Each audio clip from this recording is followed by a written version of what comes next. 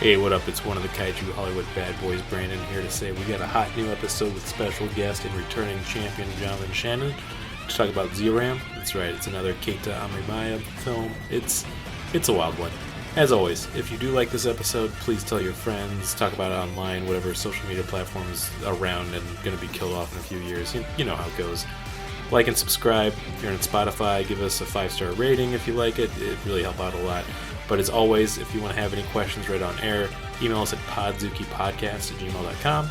I used to say tweet us at Podzooky, but I'm about to get banned on the platform by probably sending a death threat to Elon Musk. Something fun like that. I'll figure it out. Anyways, enjoy the episode.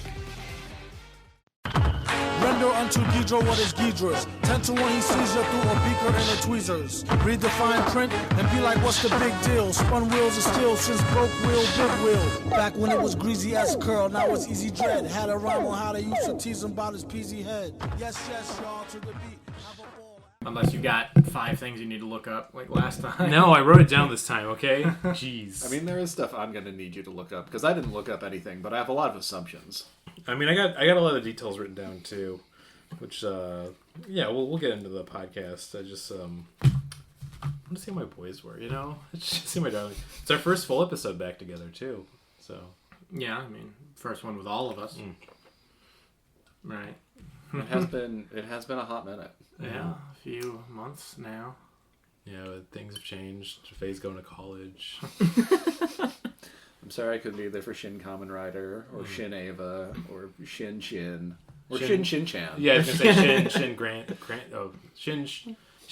Cran Chin. That's hard. Whoa, that's hard to say. Shin Cran Chin. Shin Crane Chin. Shin Cran Chin. Shin Crane Chin. Shin Cran Chan. No, it's really hard to say. Behind me. He said 3 times.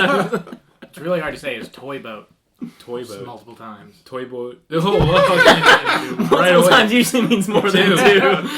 2 is multiple. Toy boat. Yeah, you can't do it. Turns you into a baby. Toy boat. You just start saying toy boat. Yeah, it turns you into a baby.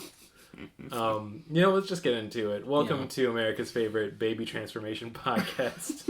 We got our diapies on and they're full. One of your Kaiju Hollywood Bad Boys, Brandon Kirkman, here to talk about what's full in his diaper. I'm another one of your Kaiju Hollywood Bad Boys, Luke Evans Flip, and I'm not going to do the infantilizing joke.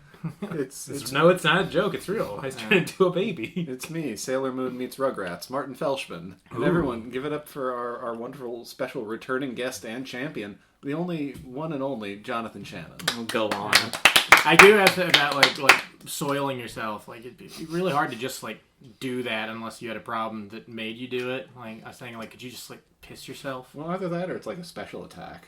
Yeah, I mean, I think that's why it has to be a fetish, because otherwise you're like, oh, this is uncomfortable. Oh yeah, like if somebody holds a gun to your head, you do it in self-defense, not because you're scared. Yeah, but it's kind of hand in hand, like an octopus inking. That is how you know it's a fetish and not like a legitimate medical problem. If someone says I'm so embarrassed I pissed myself, I'm so sorry everyone, and they do that every time. Instead of carrying around mace, just carry around like a little jar of your own pee. If somebody tries to mug you, you just toss it in their face. I mean, famously, one of my favorite United Upright Citizens Brigade sketches from when they had the show on Comedy Central was poo on a stick, the ultimate self-defense weapon. Which I think it's season 1 or I think it's season 1. It literally was like it became a huge like industry of like them just selling it and they weaponize it more and more. But like semi-automatic poo on a stick. Yeah. But I just like the idea. I mean, yeah, if somebody had poop on a stick, I wouldn't do shit. Wouldn't flex with that guy at all. Yeah. I always thought the torture scene from Empire Strikes Back was just like a little like spike, like spark could come out of. Instead of that, if a stormtrooper just taking like a booger, put it on the end of it, and then the way they like have him like dangling over it, I thought that would be fun. It's official. The 90s are popular again. Finally. We got a new source of industry to just run dry for all the money and nostalgia we can do. Actually, I'm gonna just tell the truth. We're a podcast that talks about monster movies, and we got a banger. We're going. I feel like. We gotta set this up properly. We're going back to the well, which is a Keita Amemiya film. He's the guy who we've talked about in the past because we've talked about Kaiju, we've talked about Kamen Rider Zeto, if you will, and now we're talking fucking Zeiram. Zeiram? What do you think it's pronounced? Zeiram. Zeiram. Zeiram? It's a name, so Yeah. it's not a great title. I mean, I guess it's okay title for the movie, but yeah, Zeiram. I was looking for this movie. I was searching on my Roku TV to see if maybe it was streaming somewhere, but because you sent us the archive version, and I could find Zeiram 2 is playing on Don't give away Prime your next for episode. free. Wait, there's a sequel? There is Looks like apparently it, a yeah. sequel. Yeah, Yeah. There is an there's a sequel and there's an anime. Yeah, there's an I didn't know there was an anime. I couldn't find it anywhere. I really wanted to watch it. I bet it's a mid '90s sequel to a movie OVA, so I guarantee you it's horny as hell, dude. 'Cause, yeah, this movie is 91, then the sequel was like 94. Maybe it was as far as 97. '94, I think it was. Yeah. Yeah, it was. I mean, I guess it was like probably a moderate success in Japan. I can't really tell because I wasn't there. So if you lived in Japan from '91 to '94, email us at podzookipodcast@gmail.com or tweet at us on Podzooky if Twitter's still around when this episode's on. Probably won't be. But yeah, I feel good going back to this. This is the first movie that's both directed and written by Keita because I found out Hokkaido he just directed. He didn't write that one. And Hajime Matsumoto, Yeah. according to Wikipedia. Okay, we gotta give credit where credit's due. Once again, we have the writers' strike for a reason. So support any union, except police aren't really a union; they're a fraternal order. So they're not really union. It's a very 90s, early 2000s type Japanese movie where there's nothing deeper than what you see. It really is just like a monster movie. Yeah. Yeah, when I first saw it, I was like, holy shit, this goes right into the action. Like, there's like tons of murdering, tons of gore. And I was like, this is going to be insane. And then it's like 20 minutes of two electricians driving around. Yeah, it really drops off quickly. They at least give you a little bit to wet your whistle, and it starts the exact same way that Mechanical Violator. Yeah. Hokkaido started. Almost like scene for... Well, here's the difference, and this is what I want to talk about and why we had to start recording. I feel like Zeiram had a slow meat gun. Whenever he shot somebody, it like slow-mode, and then their meat flew everywhere. And I just feel like that was like how they kind of got the movie going. Like it was literally like he would shoot someone and you'd see like a fistful of gore like being thrown against the wall. It looks like you could just like literally see like the stagehand off there just throwing it slowly, and then them doing a very cartoony kind of like splatter sound effect. I love the idea of a gun that just fires hands that grabs pieces off of you and then throws it against the wall behind you. Yeah, it's Well, definitely stand power from JoJo It at looks this point. straight up Makes like me think of HR. it. Oh, sorry. Oh no, you're fine. That's what I'm about to say. Stupid. It just makes me think of the gun from Existenz, and the one that shoots teeth. Oh, yeah. That's a great that gun. gun fucking rules. That's a good movie. Should be doing that movie. We should. Oh, let's have that. No, I didn't hate this movie. This was an okay movie. It's but like I said, it is just an action movie. I feel like we can talk about this movie really easily because the story you can break down into like 5 beats. There's not a lot. Yeah, it's going to be a happens. 10-minute Podzooky episode. Zeiram is an alien, a bioweapon they call it. You're giving the plot away. Yeah, that's what we're at that point, right? Yeah. I know. Zeiram actually does translate to Hat Man. Yeah.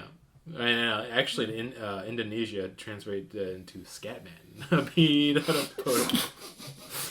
I like that I fucked up how I said it at first, too. I was expecting I'm still more, a baby. I was turning into a baby, by the way. I was thinking more somebody who's like really into shit. I mean, that joke had to be made when Scatman Crothers was really popular, right? I guess so. Oh, I mean, yeah. why did they call it scat when like Louis Armstrong started doing it? It's like, oh man, this sounds like shit. Like, oh, There goes Scat. He's a Scat Man. Oh, actually, he that's did- exactly what I'm going for. Hat Man does give birth to the Scat Man. You remember that little white thing that was like, it was alive for like 20 seconds and it was doing nothing but crying and vomiting. Oh shit. yeah, the jizz monster. Yeah. At first I was like, oh man, he made a person out of jizz. And I was like, oh wait, that's not that impressive. I guess this sounds like a pretty normal thing. I mean, I've done that. I like that bit because there's at least like Zeiram can create little monsters, but they establish in a bit of dialogue that he needs matter in order to do it. Mm-hmm. So they had him create the jizz monster because to show that he couldn't make more of the monsters, that he didn't have enough jizz to make more of them. Yeah, he's a jizz-fueled monster. Because it'd be like in a movie when they do something like, well, that worked last time, why don't they do that again? They had to show why he wouldn't just make more of his little goop monsters. That's not how I took it. I thought I took it as him needing to feed off of his own creations because he didn't like when the others are summoned, they like pop out of the seed. With this one, he like crushed it in his hand and made the goo go on the floor. But then he's like points to try and get it to go, and it's just like, I made jizz. Yeah, I thought he saw a human and was like, oh man, this is worthless. Just kill this. And then he stomps on it. He's upset. I mean, I feel like we talked about this on Shin Kamen Rider. I'm going to bring it up. I like movies that feel like video game tutorials, and this felt like a lot of video game tutorials. Like, really going over it when they got into like the whole explanation. I mean, we should jump into the beginning scene. Like we said, we have the Zeiram going around killing a bunch of space soldiers. And then it's basically giving an update about how he's wanted. And then we have our two main heroes, which are... you do know in the first 5 minutes what the movie's kind of about. There's this monster, he kills a bunch of people, and then you get the tiny bit of dialogue where these two bounty hunters are going to go and catch him. Yeah. Ira? Aria? Yeah. Yeah, it's like weird. Like you think it's Aria, Spelled but not Aria. I-R-I-A. There's an extra I in there that you feel like there shouldn't be. Yeah, it's Ire and Microsoft Bob. There we go. And I love Bob. I'm going to say that now. He's just like a little floating screen, but he's got a lot of personality. You know, I mean, that's one thing I feel like a lot of these action movies have missed out on. Having an AI buddy, you know, not these fucking machine learning guys that we got nowadays. I enjoy him a lot, and I don't know if this is like a pre-existing trope with kind of this type of artificial intelligence, but it made me think a lot about the AI from that episode of Cowboy Bebop. Yeah, there's a lot of Cowboy Bebop, I'd say, parallels I'm feeling with this. Yeah. I don't think he's in the opening credits, but they only mention him in that one episode, right? The Radical Edward episode. Yeah. I think so. But he's got a scene in the opening credits, which is why I remember when I first watched that show, I was like, he's gonna come up again. Like, he's like, I guess I was Cowboy Bebop all the time, which that's the name of their ship, so that doesn't work. But that's the thing that I think would always piss me off if you had an anime and there's like a character or villain in the opening credits, and then they get to the episode and he's killed off that episode. I'm like, you fucking wasted my time opening sequence. One Piece is especially guilty of this for a lot of their seasons, but getting back to this, I do heard like... it, Brandon thinks One Piece sucks. No, don't say that! I love that show! Especially that? Brandon doesn't read One Piece, he only watches it. Stop! Oda listens to this! And he takes so many breaks because he gets sick from listening to this podcast, physically. Where did it drop off? Episode 7,000? Damn, I'm getting fucking just murdered up here. Yeah, I feel like they get into that, like we said, it's a very fun opening sequence. We get the little detail, and then it opens up to an indiscriminate town in Japan where it's these two electricians working, and then I wrote this note down. I think we have to go immediately into Moth RuPaul's Drag Race. Yes, we do.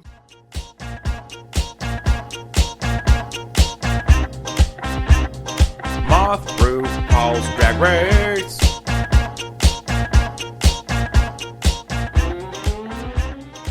Because they are wearing what I want to say is like a uniform, because it's not quite a jumpsuit. It's all a jumpsuit. pastels. Yeah, for Takeshi Electronics, and it is the best designed work uniform I've ever seen, where I want to own one. Well, is it a private company, but then it seemed like they work for the city also? They were private, but then they were sold to Nintendo, so they got in public now.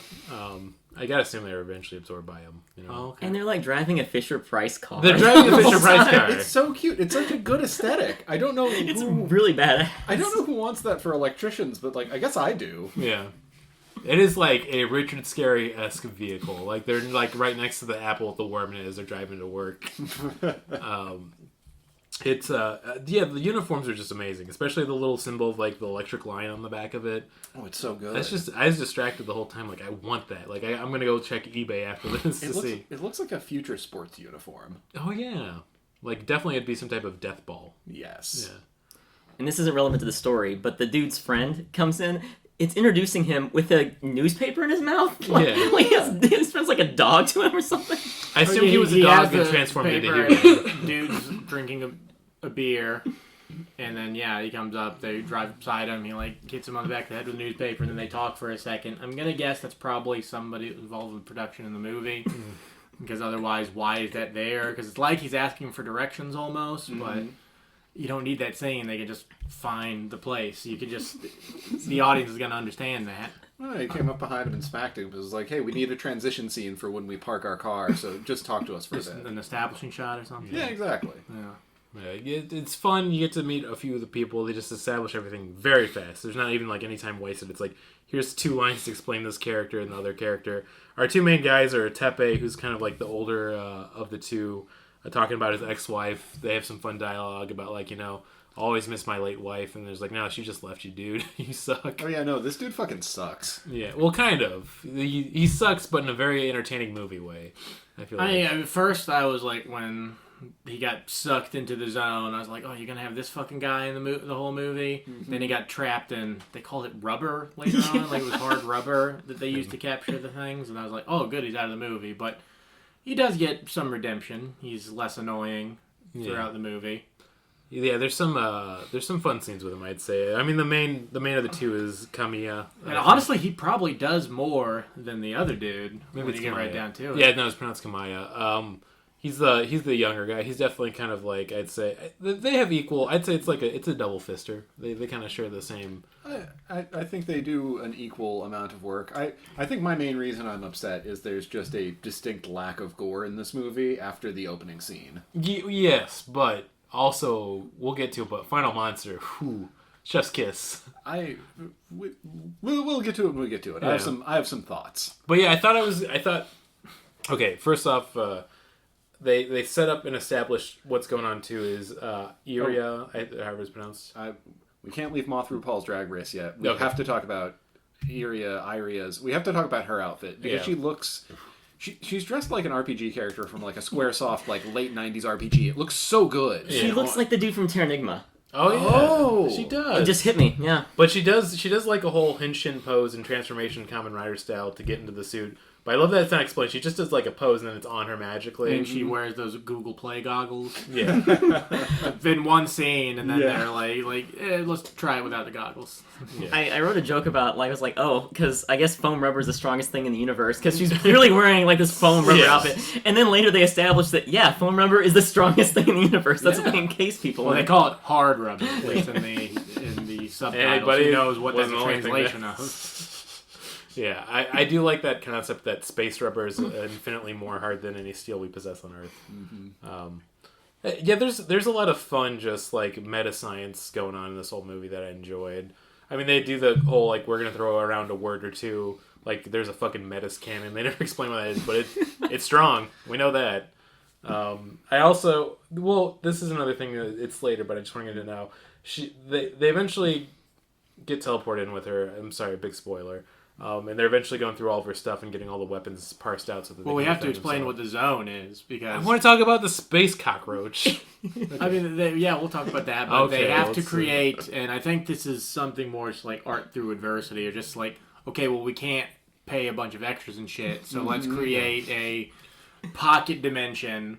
Which, okay, I don't understand how the zone works. So they create a pocket dimension on Earth because Zeiram is coming to Earth. Fine. So they can fight without casualties. But, okay, they have to teleport into the pocket dimension. How the fuck do they get Zeiram into there? Yeah, they never explain that. He just kind of like comes down in a comet, basically. Yeah. And they have that one scene when they do the actual credits, like a good 10 minutes in the movie, where they show the city that they're driving into, and then they do like this cutaway where it's like a giant mushroom cloud for no reason, and then it cuts back to the city. I'm like, is that supposed to be like a representation of them teleporting there or something? I don't get it. No, I think someone just fucked up the matte painting. Yeah, that could be it too. For a second, I was like, this is an interesting art house film, and I was very quickly proven wrong. No, this is for dummies. I mean, it does have a lot of moments, and I think that are a little more highbrow than it's trying to go for. Even the soundtrack, I feel like this is too artful for this film, which I really liked a lot. The design for Zeiram itself, because we are still kind of in a pseudo Moth RuPaul's Drag Race, I did really like a lot of having the weird kind of like desperado look of the poncho over its body and the weird hat. And you find out it's like it's its actual body. But there's also like a creepy Japanese like kind of what do you call that face exactly? It's like an old theater mask. It's an old theater mask basically. And I gotta give them props to that thing. It's really fucking creepy. It's designed top to bottom. I really like, and I really like the slow reveal because first third of the movie, the thing is only in shadows. It's only around like the midpoint where it's fighting a little more in the pocket dimension that you get to see that it is like, I don't know. It looks like the vigilante from Pizza Tower a little bit. Oh yeah, it does. Yeah, it's an alien, but it's clearly designed to look like Japanese like royal guards or whatever, that feudal hat and whatnot, which is cool. It's super it's HR well-designed. Giger. I love it. It is very It's Giger. very Giger. Very Giger. Kind of fun to say. Very Its Giger. its face when it takes the mask off is very like Predator, although the mandibles don't open, but it clearly has. They would avoid a lawsuit from 21st Century Fox. And I think they were obviously shooting this on the cheap, so whatever they could do to save money. And I think the last version of the monster was probably the most intricate. It was definitely the most wet. Yes. Yes. This is I was Most texting wet, most tits. I was texting Jonathan about this, but I was telling him I was excited to have him on to talk about a very goopy movie. There's a lot of goop in this A movie. lot of goop. I mean, you have the gore at the beginning, and then you have all the stuff the monster does is all goop related. But one of my favorite like tropes too is after they accidentally get stuck into the zone because of course Tepe shows up being a big dumbass and bumps into a button, so you know they're Well, gonna no, get it's the teleported. other dude who bumps into the. Why would you say bump? That's such a weird word. Bump. I don't know. He bump into it. I guess he bumped. It's into turned it. into a baby at the end. But yeah, the other dude was on the transporter pad as that happened. Oh yeah, it was the older guy. Yeah. Coming Oh, yeah, out. because they're investigating because someone's been stealing electricity. Yeah. Yes. They've been stealing it to do their bounty hunting. And they're like, those darn movie people. And I do like the very like I like the hand wavy world building that they do where they're like this world's ranked like a 38. The local population can't help us at all. No. Or it's got a power level of at least 87. Bring your weapons. Like I can beat 87. It's like it's at least 87. Yeah, there's no baseline, there's no reference other than that. That's it. It's just jargon, but it's like it's identifiable jargon that I do think moves things along quickly without. Yeah. holding up too much. They do a little work to build the world and a tiny bit of lore. I would have liked more lore behind Zeiram themselves, like what exactly, like they say, like oh, we don't know It's what he an wants on the old planet. biological weapon too. They say, But yeah, also that it's just there to kill, just mechanically violate. And nice. do they want to bring it back alive? I was confused about that too. Like they have to If it was jail anything it. like the video games I played, it's probably a bigger reward if you bring it back Yeah. alive. They But were already losing 30% because they had it in the zone. Yeah. Which I don't know how that works either. I'm It's even guessing worse just if you- you have to pay to use the zone. Yeah, if you bring it into the auto zone, that's 20% too. But you can get into the zone a lot easier there. I feel like, once again, video game mechanics of explaining all of this, they get the exposition going. They explain her power suit later on when she just does a Henshin pose and transforms. But now we can get to it. They get trapped in the world, and the two kind of bumbling electronic idiots are like, okay, what's going on? Tepe wanders off and then like runs into Zeiram, and there's like a good few minutes where he's pointing a gun at him. I was like, oh, I hope that thing doesn't shoot. I'm like, just pull the trigger, dude. Come on. Oh, I thought it was really funny how he yelled out, like, don't Shinzo Abe me. Yeah. And he's like, no, I respect him too much. Yeah, the It's a alien. dark joke. Yeah. We've been getting into a lot of It took me a second to oh yeah, the dude who got shot. And the gun he does have looks like it's made out of a bunch of different pieces put together. It does. In America, we call it "Don't JFK me, bro." I just wish. No Okay, one's I'm been not- shot since then. Yeah. Thankfully, in Yes. America. Every path I was about to go down was way too dark, so I'm just gonna get off that real quick. But Well, you know what I want to talk about? This part of the movie reminded me, I would be surprised if in some capacity this movie did not inspire Gantz at least a little bit. that's what I was gonna talk about for sure. Yeah, that makes total sense. It gave me big Gantz. You have the zone, Yeah, the which creators is of Gantz watching, like, you know what this needs more? Boob physics. yeah, because you have that for Gantz, which is important. You have boob physics, but also they have the very similar thing of having like an alternate dimension where people aren't in, but it's a part of where they actually are. And then you also have the alien factor added too. So there's a lot of going on with that. At least with Gantz, like, it being a pocket dimension is part of the lore. Whereas this, I do think it's just like, I want to do this movie, but I can't afford to have a city full of people. So Yes. it's definitely just a cost-cutting measure. I like to imagine they film this sequentially and they film the first scene and they're like, that's so fucking awesome. I can't wait to film the rest of it. It's Oh, like, there's we also spent that- all the budget. Like, oh no! There's also that one really horrible, like, day for dusk scene, like, right before they get sucked into the zone. Whereas it's meant to show that it's, like, later in the day that they spent longer doing the job than they thought they were going to, because the one dude has a date, but they just put a big yellow filter on it, and that's like, oh yeah, the sun's going down. Yeah, you see how yellow the picture is? And the whole movie, I'm thinking like, man, Yumi's gonna be pissed. He's late. Yeah. Like, oh, man, no cell phones back then. They Well, do really, have a pager. there's so little with that. Well, we know so little about our main characters. They give us a little bit, but we know more about the dude that we don't like rather than the dude who I thought was going to be more of a main character, the younger dude. Same here. They give us so many little things that they do pay off, but Yeah. like they're all tiny things. And he's got that pocket watch that has the picture in it, but you never really see the picture. I thought that was going to somehow end up being important, and it has a payoff at the end of the movie, but not in the way I expected it to be. No, it's not satisfying at all. It's just like, hey, look, we accounted for it. It's there. Oh, that was actually kind of made me like the dude that I didn't like quite as much, which I should actually look at what their names are. I know. It established one of them was good at shooting, and then he never shot again. No, he did. He did the thing too, where he like aimed it on his arm. He was real cool with it. Yeah.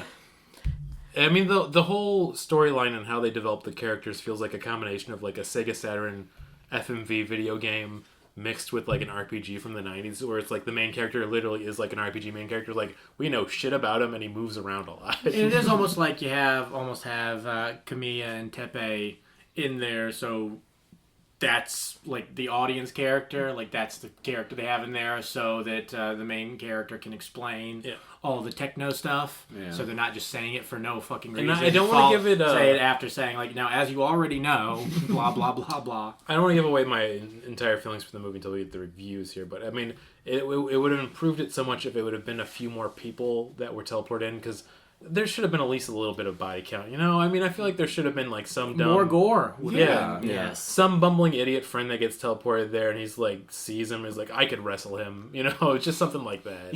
Even I think more body horror would have been more interesting. Like what I honestly thought was going to happen, because fucking Scatman bit what's his face. Yeah, Kamiya. I thought he was somehow going to like emulate his former wife and like, I don't know, do something to gross him out or fuck him up or something. Yeah, or he'd like mutate like zombie wise. It was the more as Zeiram. Yeah, Everybody loves Zeiram. Everybody loves Zeiram, as it becomes like, it looks almost humanoid at first, and I guess it's still bipedal throughout most of it. But as it becomes more and more obviously alien, I like that a lot. Yeah, that was. This is so many video game references. This whole movie felt like Resident Evil 3 Nemesis, where it's just like you have this big burly monster dude that's just slowly following them, and it's like a cutscene each time of, oh no, he's busted through the wall, we gotta get out of here. And it's, once again, I really wish they had more actors to get kind of killed off, because then it'd add stakes, but it's each time it's like, we just gotta run fast, I guess. Yeah. Also, I love that it's an intergalactic bounty hunter and two electricians. And 90% of the movie is the two electricians fighting the monster and the intergalactic bounty hunter doing electrical work. Yeah. It's a real role reversal in the way you never expected it. Oh, man. It's just like... that's a really good point. It's so stupid. And I thought they would at least, like, Home Alone it halfway through the movie. Like, okay, well, we don't have a lot of weapons, and we have to kill time until she came back here. But no, it's really just them running away a lot. This movie really is just about the importance of going to a trade school. Yeah, it really is. They should have had, like, Iria say, like, oh, I wasted so much money on intergalactic school. I should have fucking just gotten a trade school. I mean, they didn't go into why exactly, but apparently her and her AI are, like, in debt. Yeah. Yeah. And that's just, I think that's just Thanks, Joe that's just Brandon a big trope. Spaceman. Yeah. A big trope in Japanese stuff. Where, like, there are tons of RPGs and stuff where, like, oh, your family has this debt and you have to pay it off, and like, yeah, that's just a trope in things, because it's very much someone just wanted to make a movie based on the stuff they'd watched before that they enjoyed. I mean, once again, it's a Keita Amemiya film, and I'm gonna plug him at the end, but he's like just an artist that likes to draw crazy goopy monsters. So this is a movie that is definitely coming from the heart, but it's a very simple heart. So, it's a beautiful thing in its own way. And yeah, they've got more of a budget, like the Kamen Rider movie that we watched of theirs. There were a lot. I think we talked about how wet those monsters were. Oh, they're so fucking He got a budget with that, and he's like, I can probably wet him up more. And actually, that does show, because once again, there's like more people who kind of get killed off or have to deal with the monsters in that movie. Mm-hmm. So I think, it's going to happen. We're going to have to like watch Kamen Rider J, because it's the second Kamen Rider movie he did from the 90s. And I guarantee those monsters are gonna be fucking moist. I'm here for a fucking damn creature. Moist monsters Oh are man, badass. I'm looking at a picture of the director. He dresses like Boris from Rocky and Bullwinkle. Oh yeah, he rules. Oh my god! If I have my phone, I should Look pull at it. if you're listening to this, look at the picture of Keita Amemiya He's a legit cool on dude. Wikipedia. You can follow him on Instagram, and he literally posts an ink drawing he does every day on Instagram. I'm like, it's pretty good. That's actually really cool. Yeah, he seems like a really cool. I know that he loves video games, and he's an old dude. And there's something I love about a really old dude loving video games too. Hell yeah. Yeah, cool dude. This All is around. his second movie. Yeah, his So, first one still was really early on. It's something about a space ninja. I think for the first one. Yeah, Mirai Ninja. Yeah, nice. Which means future ninja, basically, in Japanese. So Mirai means future. I'm really smart. And that's just because I saw a fucking film once that had the title in it and explained it. Full title: Future Ninja: Death Joy Cloud Device Side Story. So we have to watch that next episode. It's That's fucking, actually a pretty badass name. I mean, he's on a great track record for us so far. I mean, we'll wait till reviews, but we're doing a lot of sidebars because, like we said at the beginning, there's just so much you can go through so quickly. But it is surprising because they basically will say this: they survive long enough where Iria gets Zeiram trapped in one of the hard rubber things, and of course, the movie's not over. But it's like she gets teleported out by accident. The two guys are fucking around and bumbling, so one of them accidentally shoots the gun off and triggers. I like it's the younger dude who you think is going to be the more competent one who shoots the device that keeps the hard rubber in stasis, and then it's the other dude who actually lands a shot because when the younger dude was cornered by Zeiram, he sends one of his little goblin dudes after him, and then you don't see him again, and then he's the one who comes up and fucks it up to where lady face. Yeah. I keep closing the. She accidentally gets sent Iria? out of it before she can transport either the monster or the electricians, and then Goopy Baby Man destroys the device while getting stabbed in the eye by her. And this while is back in the real world. This is a common law with these movies: is if you have a monster that has a goopy eyeball, it's gonna get busted up, which I do love. It's like a Zelda. Yeah, it is a Zelda for sure. So yeah, that happens. He gets loose, and then the thing is, I thought there was going to be more evolution to the plot, or is going to go different places when he got loose, but it really was just them playing cat and mouse for the whole hour left in the movie at that point. And any kind of plot development is really just to keep the movie going. Right. Yeah. The two dudes did have some funny jokes that actually made me laugh. There was Yeah. when he shoots, they're like, "Oh, you must have learned that in the war," and he's like, "No, what are you talking about? 1990. Any war? This is the I'm not 90s." old enough to have served in And the war. also, second joke, I think this is the one you might be thinking of, but this really made me laugh, is then, the third time they're trying to get away from Zeiram, Tepe disappeared, Kamiya disappeared, and they thought he might be dead. And he shows up in a giant crane. He's like, "I'll save you," and it's this really cool build up, and he can't control the crane. I was like, this was supposed to be cooler. Yeah, it's pretty great. Scene. The other thing that made me laugh super hard was actually the cockroach. So there's this That's what I want to talk about. There's this cockroach food. This isn't really Well, here's the thing. It is for sure a Chekhov's cockroach, which I do love. I definitely thought that, but I thought it was going to end up not being food. It was going to be like a device or something. It was going to crawl around and up to Zeiram's butt or something. But Kamiya yells, "I don't like cockroaches and women that talk loud." That was one of the funniest lines I've ever seen. I was traumatized in a very specific way. It also looks like maybe it's an unfinished prop because it's pale white rather than being brown. It looks like a gummy bear. Yeah, it looks like a giant gummy bear. Yeah. But I do like that they set it up earlier when he's going through her stuff. He sees him it's probably food, and then it's been maybe a few hours they're stuck there, and then he's finally okay, well, let's just eat it. So he opens it up and just starts eating it. I'm like, looks kind of good. I do like in that scene when they're in the pocket dimensions, the zones version of the bar that Kamiya was going to go to, and it's the only time they do this in the movie. They show the real world version of the bar, and the girl he's in love with is talking to his buddy that he said he'd buy drinks for later because the movie starts with him winning money in a race. Yeah. And like a horse race. We never find out what kind of animal It could have is, been a but I'm space assuming horse. it's horse. But yeah, the woman I guess you assume she's his girlfriend, but no, she's just a hostess at the bar that he goes to, and she says "Oh, I don't like him." Yeah. And I just thought that was it's clearly just there for the joke. Oh yeah, Yeah. it cuts back to him sneezing. It's like, she must be talking about me. Yeah, because he's like, she loves me. Or she just says something like he thinks that she really cares about him, and then he goes to her and she's like, "I fucking hate that dude." I I hope he gets. This is so random, but I hope if there's like a space bounty hunter, like he gets killed by it. Like I just a weird pull. They should have really milked that scene. Is what I'm saying. So yeah, this is like it's the second or third chase where they're all running from Zeiram. Eventually, Iria gets back into the zone as well after talking with Bob for a while. There's a lot of fun banter between her and Bob, which I do like.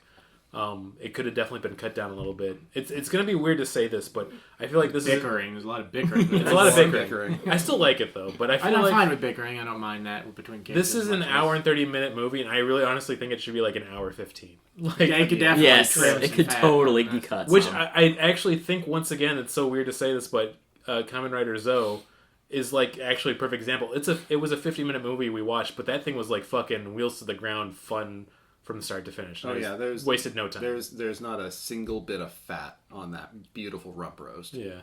I just want to take a big old bite out of that Kamen Rider. Take it home to mom, you know. I thought you were going to say something, Luke, but... No, I'm just fucking around in my mouth. I do that a lot too. Especially when you get like a little dead piece of like flesh in your mouth or something. You kind of bite that off during a meeting. You're really bored. You guys know what I'm talking about?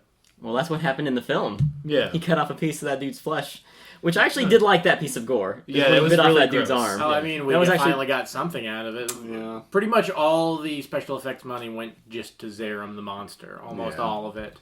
And that's not too bad. I mean, it has like the phallic when the tiny face Oh, on they the hat Did comes such a good out. job of Yes. making it so gross. It was so yeah. penisy looking. Yes, Yeah. phallic is such. It's so good. It was penisy. It was wet. It's everything I love in enemy like bad guy design. There are at least 3 scenes of fucking what's his face just kind of grabbing it and like thrashing around with it. It's like no, it's so So good. it can't do much other than open its mouth and just kind of wiggle around. So just play Yeah. around with it. Well, no, they do some good shots of like close-ups of like an actual human face surrounded by stuff. Yeah.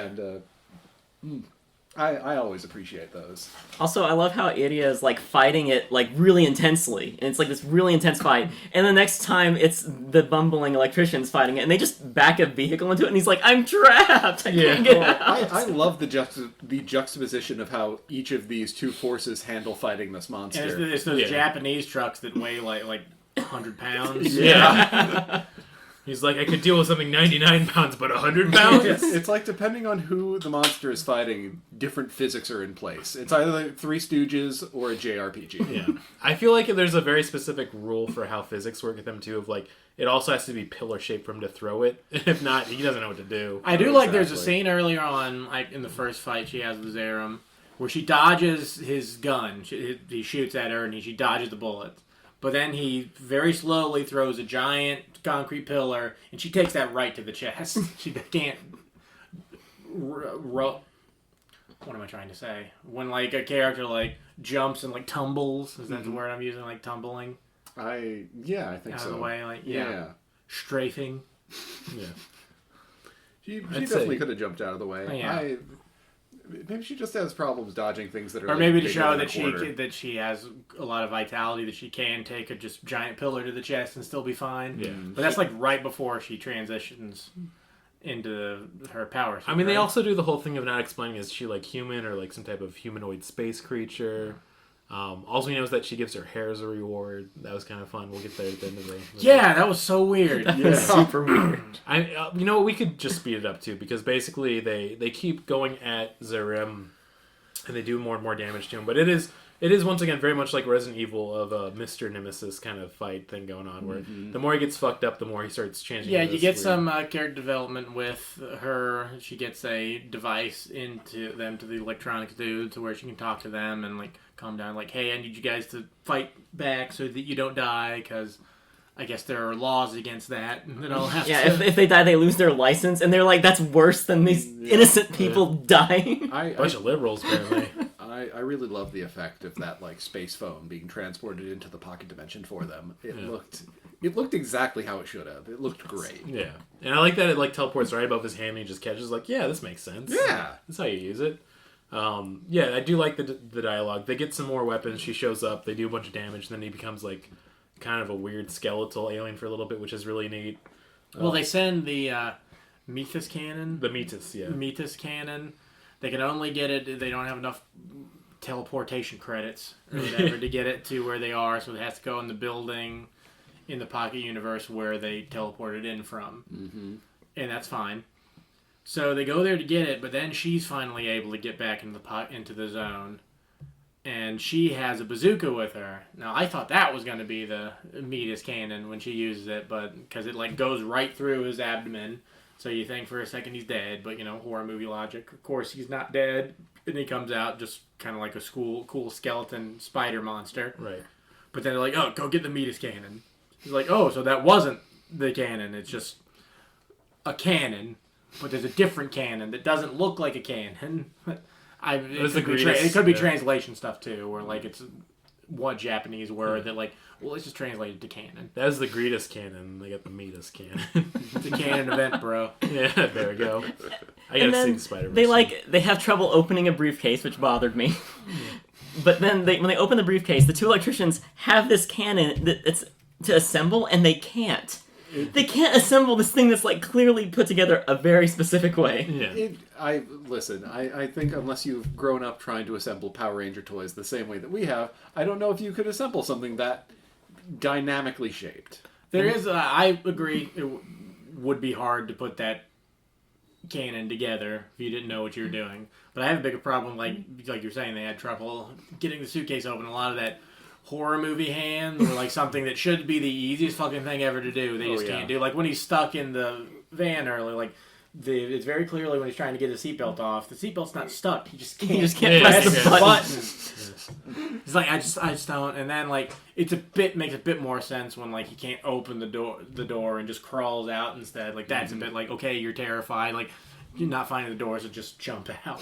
One scene bothered me more than anything else in the movie, and it's so stupid. But there's a scene where they're fighting amongst a bunch of milk cartons. Yeah. And the sound design, they added glass sound effects, and there's no glass. Yeah. And I thought that it drove me was nuts. supposed to be like beer bottles and stuff that were in there. But there was nothing there. They were all just empty crates. Someone Gave them the wrong Foley design or Once something. again, I guess my imagination just filled the glass into I swear the there was shape. no glass. I think it is yet again a very small budget, and they're like, we'll play with the mind's eye. We'll make you think it's full of beer bottles, so we had a budget. I just felt myself getting weirdly pissed about this one detail. I love the idea that the sound designer going out of their way. It's like, we're going to convince these people we had $100 to spend on glass. I want them to go over the top, like when they knock it over, they have that like cartoonish cat meow sound effect. They're meow! Like, just go all the way in. And the SpongeBob, my life! Somebody edit that for us. One of our 40 fans. Come on, you can do it. I love the my leg bit. So yeah, they once again getting back to where we were left off on the plot is he eventually gets all the way down to a hat after the cannon goes off, and I love that the hat's still menacing because it's supposed to be like his full body form, but it's like chasing around the two electricians, and it's like they're kicking it around and just like, okay, just fucking kill the hat. It flips over, and then this is where I think the movie won me back over. It makes a very goopy, gross monster. It is like part fetus, part centipede, part cum. Well, I'm wondering if it's based on some like Japanese monster, because it looks a lot like how they designed Genova from Final Fantasy VII. Like when you fight Genova, it's kind of like that, where it's like a tree, but like goop and sinew and shit, and a boob. Yeah, one boob. Square owes this guy so much fucking money after everything they stole from Kamen Rider. And Capcom too, I feel like. Well, that's why I think in the original I was saying like, oh, I wonder if Final Fantasy got the inspiration for that. But I was like, well, maybe it's more basic than that. Maybe it's a Japanese monster because they have so many demons over in Japan. They love demons. So many over different there. types of ghosts and demons. Yokais, Demons. They have an Onis. umbrella demon, one of my favorite. A lot of public restroom demons. Like I think they have multiple. It's a good ones of fear. those. That's like a more realistic fear than most of our dumb shit. Sasquatch, Big Feet, who cares? You're very exposed when you're Yeah. going. And they like a lot of them like suck your anus out until you die. That's a terrible way to go. It is. That's a Final Destination way to Well, die. maybe. Maybe. Oh, we love eating ass. Okay, we get it. remember being a kid watching that episode of Dateline where they talked about like people getting their gut sucked out their asshole by hot tub vents, and I was irrationally afraid of that for a long time. Yeah, you and Chuck Palahniuk. So. I read that same short story. I know exactly what you're talking about. Oh man, yeah. I think my brain holding that so well. I don't even care about that writer that much, to be honest.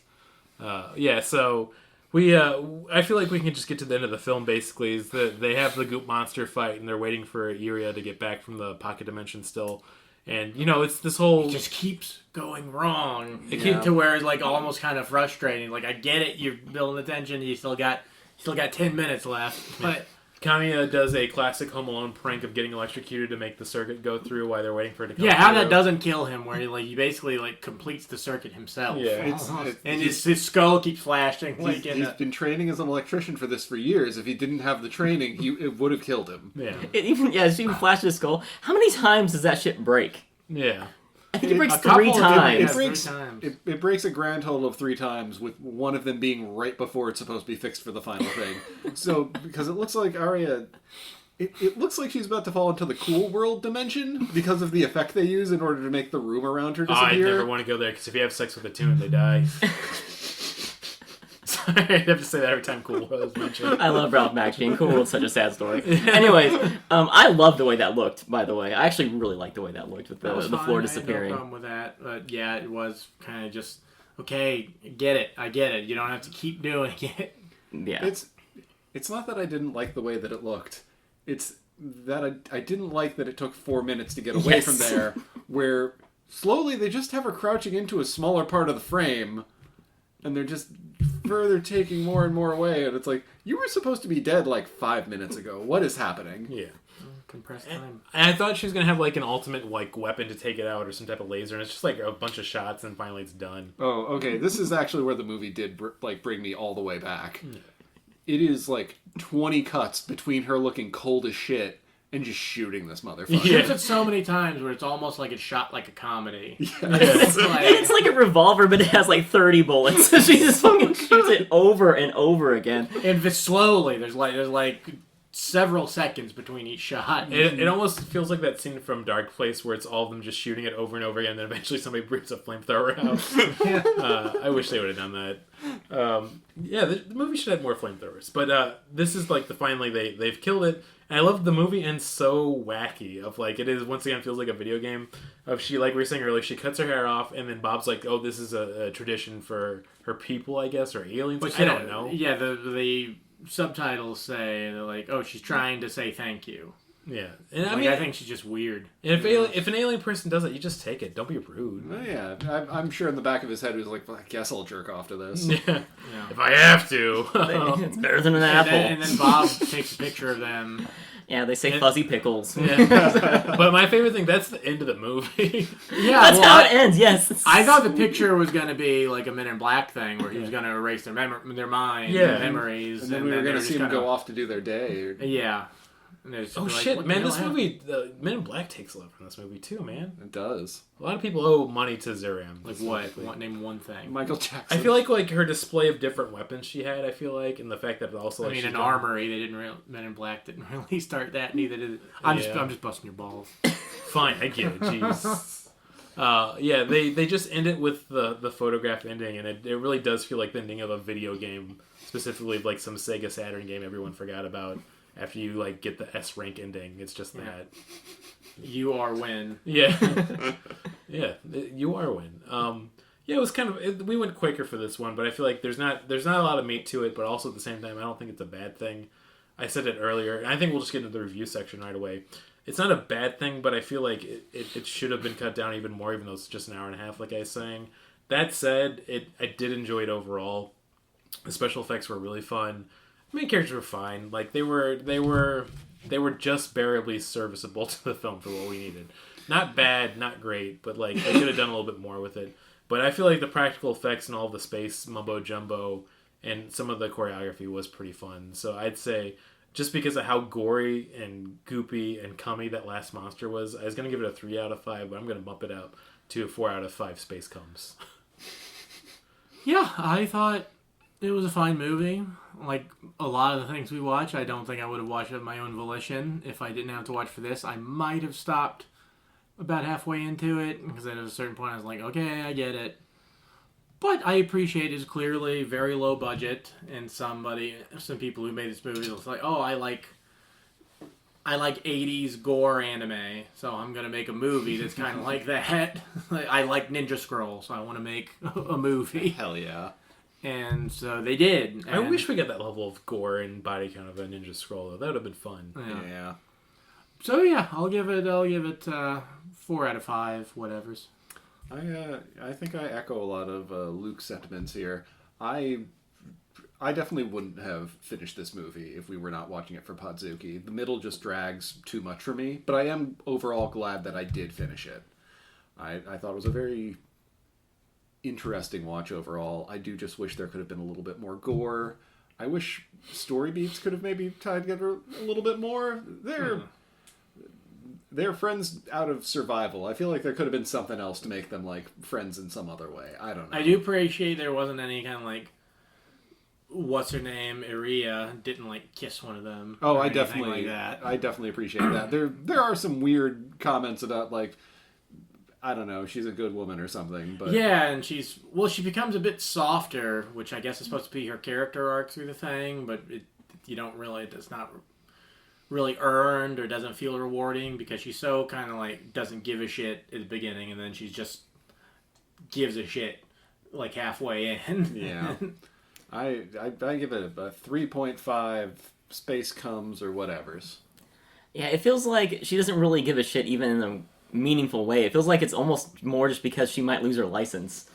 And then she's like, oh, I guess I do have to care. She has a couple of lines of dialogue when Bob's finally ready to just cut their losses and take off. And she's like, you're just going to leave them in there? I like that they didn't make Bob like there's a 98% probability. It's like he just talks like a normal dude the whole film, which is kind of fun. Yeah. Like literally he's like one step away from like, I got bad vibes about this dude. Let's get out of here. I do appreciate they didn't make him like hyper analytical or like Fee from Skyward Sword. Generic AI thing. I love it when you started this talking about this. You were saying this movie is a mid, and I was like, oh, it is. So you said mid-90s, but I was like, oh, it's mid. That's perfect. That's a perfect description of this movie. It's totally mid. It is completely mid. I still like the director a lot, but I think just because of how much I love that goopy cum monster. Because I was just looking at it going like, oh, gross. I was just like, I'm bumping this up to 4 out of 5. It's an honest 3 out of 5, but come on, those special effects are so fun. I'll give it a 3.5 out of 5. I had fun the whole time. Like, it was dumb, and that's exactly what I expected out of it. I would have liked more of the Harryhausen-esque stop-motion stuff. We get that a couple of times, but that's very clear. Like, again, they were shooting it on the cheap, so it's only when they absolutely needed to have that movement, and they couldn't just do it by like, okay, we've got the model, but it's only the top half, so you can't see the grips moving it back and forth. It might be like a minute of stop motion animation. And once again, total. we got some of that with Kamen Rider Zo, where he had a budget, and that stop animation was really fun and cool. So it just, especially the way it looked, just reminded me of Clash of the Titans. Yeah. Yes. I like Clash of the Titans. Those Titans, they be clashing. I remember them. So I think, did we all go through the reviews? Yeah, I think so. Okay, I think it's ready for a stupid game section then. Quit playing stupid games. with my heart. All right. We officially banished this movie to the mid zone. That's a new thing we'll do. Which it's a little above it. I'd say it like does that thing where it's like hanging onto the edge and you think it's gonna fall, and then somebody comes and pulls it out heroically. But it was gonna fall if you gave it another second or two. Come with me if you want to live. Yeah. And you know what? That's a good example, because Terminator 2, that's definitely an above-mid movie right there. For Stupid Games section, I had a really fun thing happen when I was looking at this movie. There was a Rotten Tomatoes score for this one, so I just want to go around the room, and it's just for the audience review, but what do you guys think the audience review in percentages gave it? It goes up to 100%? It goes up to 100%. 60. 69. I knew one you could do 60. 80. 80. Yeah, well, I'd say it's between Martin and it's between Jonathan, but I'd say you're 1 point off from you being the closest I'm going to give it to Jonathan, which is 75% audience rating, which seems, kind of about right? 75%? Honestly, seems a little high. I think if you're reviewing this, you probably like it already. Yeah. I feel like there's some also, confirmation that might bias be a testament here. how like the pacing and some of the movies a little bit off, because if you're watching it and you like it, the people are still like, it was pretty good. It wasn't great, It's not like me, like Shin Kamen Rider. Like, I'm gonna bust any second watching this movie. Like, it was so good. I feel like that's maybe it is a little high for it. But I feel like the thing I want to do the most, we absolutely need to do since we're all back together, is we need to do Who the Fuck is Ron Canada? Ron Canada, you were the judge in Ted 2. We love you. And we hope our guest will too. Oh Oh, yes. Because this movie came out in 1991. Ron Canada, famous working actor, all the way back since 1988. Over 200 roles. And the fun thing about this is, in 1991, he did not have any credited movie roles, but he did have a bunch of television roles. But only one of them was for 1991. So I'm going to give you 3 series, and which one of these was he acting on in 1991? Was it Star Trek: The Next Generation? Was it A Different World? Or was it The New Lassie? Start off with you, Jonathan, this time. I sincerely hope it's The New Lassie. All right, we're locking you in for The New Lassie. I locked me in for Star Trek. Locking you in for Star Trek. He's definitely been in Star Trek a few times. I'm trying to think if 91 was the Masterpiece Society. Because it probably could be. I'm going to go ahead and say Star Trek as well. Guys, Jonathan takes it home. It was The New Lassie. Oh, wow. my God, I figured you'd probably put that in as a red herring. Yeah. But no, he was in Super Star pop. Trek, but it was 1992. That's what I thought. So you were really close then. Yeah, I watched The New Lassie now. Yeah. I have an emotional it tie was to on- it. I remember watching the new Land of the Lost more than I remember watching the new Lassie, which they didn't call it the new Land of the Well, they Lost. played the repeats all the time on Nickelodeon when I was a kid, too, for that one. For the new Lassie? No, the New Land of the Lost. I mean, yeah, I knew it probably didn't air originally on Nickelodeon, but that's the only place I remember watching it. Yeah. And I also didn't even know until I watched Bubble Boy years later that the Land of the Lost was a Sid and Marty Krofft show from the 70s. Yeah. God, I fucking love Bubble Boy. That's Jake Gyllenhaal? Yeah. with ugly hair. Yeah. that movie played on Comedy Central like They played it every on there day. a lot. I guarantee you right after Clifford was playing, too. I could see that would be was that like a movie that like as a kid you watched a Oh, yeah. bunch because I could see like you don't find Bubble Boy at like 7. Okay, here's the 3 movies. Yeah, fall in love Here's the with 3 movies played: Bubble Boy, Clifford, and then The Dutch. I guarantee that was almost the lineup at one point. Isn't it just Dutch It might just be Dutch. with Ed O'Neill, baby. yeah Ed O'Neill? Has that pair of nudie cards, and I remember watching. Yeah, I remember that. Remember that and him buying the bag of fireworks. Yeah, it's kind of a fun film. I gotta ask, is the new Lassie like? Is it called the new Lassie? Is this like? It's This just is like called the The new New Lassie. Adventures of Lassie. Okay, wasn't so it? it's like a new Super Mario Brothers type situation where that name just deteriorates immediately. My favorite thing is it's called The New Lassie, and the description is The Further Adventures of the Heroic Collie Dog Lassie. It was just a reboot of the show in the 90s. I like that the image cuts off and it just says assy. now I'm interested. Oh, they're bringing back Assy McGee? They're bringing back Lassie, and this time he's caked up. Larry Murphy. My favorite thing, so I do want to give this shout out to Ron Canada, who is our patron saint. I love looking through his IMDb because there's so many series that existed that we just have forgotten. Like, there's fucking a series on that was just called Parker Lewis Can't Lose in 1990. Parker Lewis, yeah, Yeah, it you was don't a remember ripoff Parker Lewis Can't Lose? I of have Ferris no Bueller. idea. Oh, really? Yeah. Which I only know because they talked about it in a Family Guy sketch. And like in 1989, he was on a show called Amen. Like, I mean, I just love all these series. Out of the Edge, TV 101, which is, there's so many good ones. I just want to go back. Oh shit! I guess I'm saying all these titles because I'm probably gonna have them in trivia in the future episodes. Well, yeah, you know, we love you, Ron Canada. One of our 40 listeners, I assume, at this point. I mean, the Google's got to be pinging them every once in a while with our Podzooky. Oh, definitely. God, I wonder if there is a podcast that talks about Ron Canada more than we do. I mean, with how saturated the market used to be, I think maybe 4 or 5 years ago, possibly, but now we're outliving them all, baby. No one cares anymore. Oh, did we outlive Pod Canada? We might. Okay, let me see if that's one now. I mean, even if it's not about Ron Canada, I wonder if there was a Pod Canada at some point. This is a new stupid game section I'm going to be doing, where mine just gives me a name and we'll see if it was a podcast at one point. I was trying to think of a joke to involve like a podcast that he could have, or maybe like Canadian Bacon, where he just talks about cured meats. Ooh, I'd listen to that. That'd be really good. There is not one that brought up the pea in the pod, which I hate that name. Fuck them. Yeah, there's no I got podcast. this great new podcast I've been listening to. It's 2 comedians you've never heard of who basically just talk about whatever they want. No, the conversation's How really interesting. subversive. If you listen long enough, one of them might talk about a crime they did or a slur. It depends, really. Yeah, we've outlived them all. I have been listening to a lot of Freedom though, but that's just because like it feels kind of like you have friends over. Yeah. when you listen to it. I mean, my favorite's Doughboys. It feels that way too, but like two friends that are slowly falling out with each other every episode, but in a very funny way. Yeah. I've never gotten to the food in any. I've only listened to a few episodes of Doughboys, but I always give up before they get to the actual food. which I know that's like 5 minutes of like an hour and a half podcast. Yeah. Yeah, I mean, the whole thing is them just making jokes and bits until they actually get to reviewing the food. This is the new section where we talk about other podcasts we like. I mean, I finally got into TrueAnon. That was a great one. Good. I love any podcast about modern day cults or bad politics or just horrible figures in history. It's just really fun. So. Behind the Bastards. Behind the Bastards is a classic. Yes. Brought up many times on this. Jonathan, are there any podcasts you like? I listen to audiobooks. I'm pretty cultured. Okay, we need to end this. Sorry, shut it down. I think we ran short, so Yeah. that's the excuse. Jonathan, I see you have written down here that you really like a little podcast called Podzooky. Is Oh that yes, right? I love Podzooky. Actually, I'm not a big podcast person. I like to read podcasts that are transcribed to language on book. The joke fell apart really quick. I couldn't finish it. Maybe it's a good thing I don't do stand-up anymore.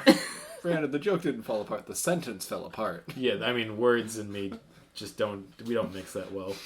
I mean, I think that's actually a good example right there. And all the accidental baby talk. I mean, that was honest, though. Listen, I gotta get off later, so I'm just juicing myself up right now. Man, we should get out of here. We should do our good old plugs and recommendations.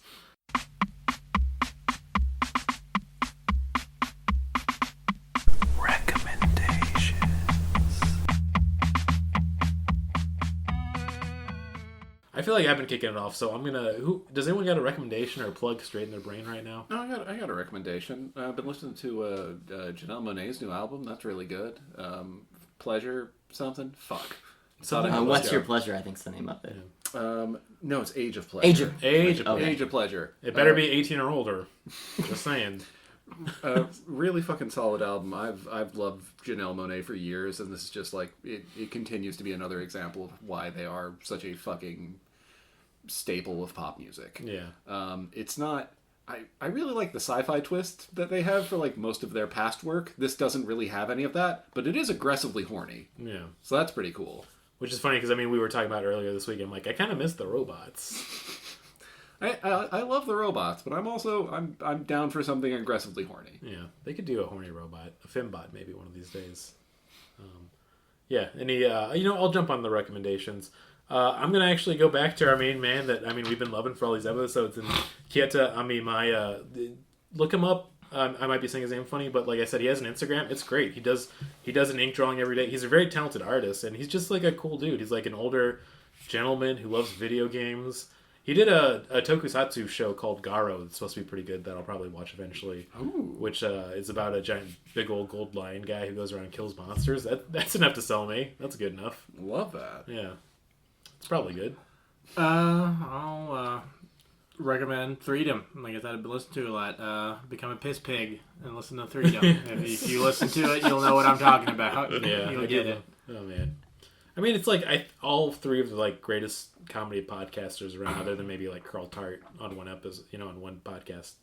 You get Paul Tompkins, you got Lauren Lapkus, you got Scott Ackerman. Yeah. You can't beat that. Yeah, if you know anything about podcasts, you know at least one of those people. Yeah. If you're in the know in podcast world. Yeah, if you're cool. Yeah. Oof. I've been reading a book called Deacon King Kong. It is a Okay, sold. it is a very funny book. It's basically a Confederacy of Dunces style book. Okay, writing this down. It's actually genuinely super funny. I highly recommend it. The author is James McBride. Yeah, I think I told you at the end of 2020, I finally got around to reading Confederacy of Dunces. It's like, this is one of the funniest books I've ever read. It's genuinely laugh out loud funny, Yeah. right? Like, Yeah, I love that the main character is like, it's my favorite thing when you're at a party and somebody says like, I'm not racist, I hate everyone equally. That's that character, but also really well done. Just him going through all these different psychoses, the whole film, or the whole fucking film movie. But I do... Tried to film it a bunch of times. They have, yeah. It's been deemed unfilmable. Now explain to me though how Deacon King Kong is similar though. I'm really curious. It's just a bunch of different stuff it's happening. a bunch of It's different like essentially- episodic things that slowly start to coalesce into a very insane story. It starts off with a deacon named Sportcoat shooting like a head of a heroin dealership who's 19, No, man. and he's also his baseball coach. Okay, yeah, I gotta read this. It sounds pretty fucking... I gotta finish. I'm reading Magic for Liars right now, which is really great. Like, basically somebody wanted to write like if a murder actually happened inside of like a Harry Potter magic school, but it was set in the actual real world. and like it was just a bunch of kids who could do magic that are super delusional. It's pretty fun. Yeah. It's written by a non-binary person who also used to like Harry Potter and like, you know what, I could fucking do this better. And you know what, they were right. 100% right. So shout out to them too. Yeah, I feel like this is probably a good place to end it for now, right? Yeah, sure. I mean, we're back. I feel good. I feel juiced. We got to see a goopy cum monster. It's what we want the most on Podzooky. Mm-hmm. And then the next episode, we're going to have to fucking watch... I can't remember the title of this Future Ninja. It was just Future Ninja Japanese side titles. story something. Future Ninja word salad. Yeah. Great band. Love them. All right, I mean, let's see if we can do it. 3, 2, 1. You're gonna like the way we fuck. I guarantee it. Oh, we got better at it while we're gone. Oh, that's nice.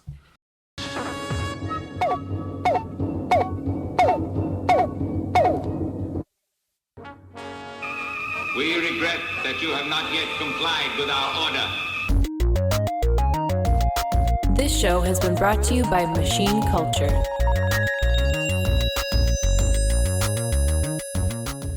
The words get stuck in my throat.